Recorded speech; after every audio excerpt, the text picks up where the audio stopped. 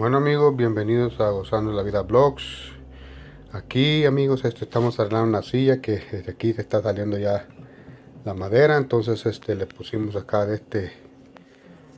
cáñamo